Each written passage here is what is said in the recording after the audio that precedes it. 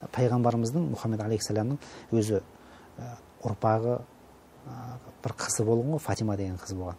Содан қызынан Хасан, Хусейн деген екі немересі болған Мұхаммед пайғамбарымыздың. Бұл екеуі де, Хасан, Хусейн де пайғамбарымыз дүниеден өткенде де үлкен ел басқарған, халық басқарған, сондай беделді азаматтар болған. Сол уақытта екеуі өмір болғаннан кейін араздасып қалады. Бір сөзге келіспей екеуі ренжісіп қалады да, екеуі екі жаққа кетіп қалады. Содан бір күн өткеннен кейін әлгі інісі ағасына айтады. Інісі бір уәзір дейміз ба, елші дейміз ба, жібереді. Ағама айтшы дейді, анау Хасан деген ағама. Менен кеп кешірім сұрасын деп. Адам жібертеді. Әлгі адам жүгіріп барып айтады, сіздің ініңіз шақырып жатыр дейді. Хусейн ініңіз кеше арыздасып қалғансыз, ұрысып ренжісіп қалғансыз, кешірім сұрауға сіз шақырып жатыр дейді. Сөйтсе ағасы оны естиді, одан самайын әлгі ренжіп, одан самайын болған. Екінші күні тағы да айтады. Тағы келмей қояды. Күтеді, келмейді. Кешірім сұрауға келмей қояды ағасы.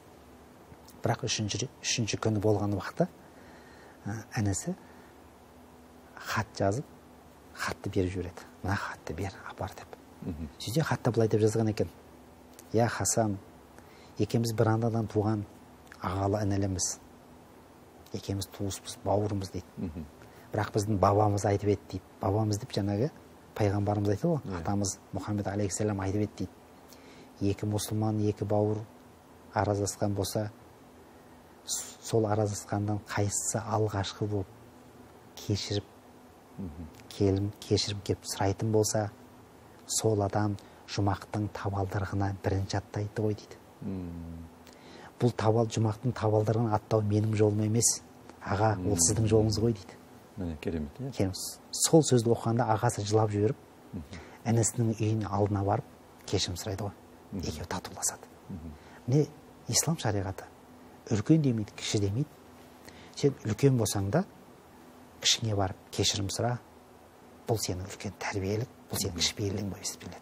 Шариғат осы кішіпейілдікке үйретеді бізді, осы мейірімділікке үйретеді.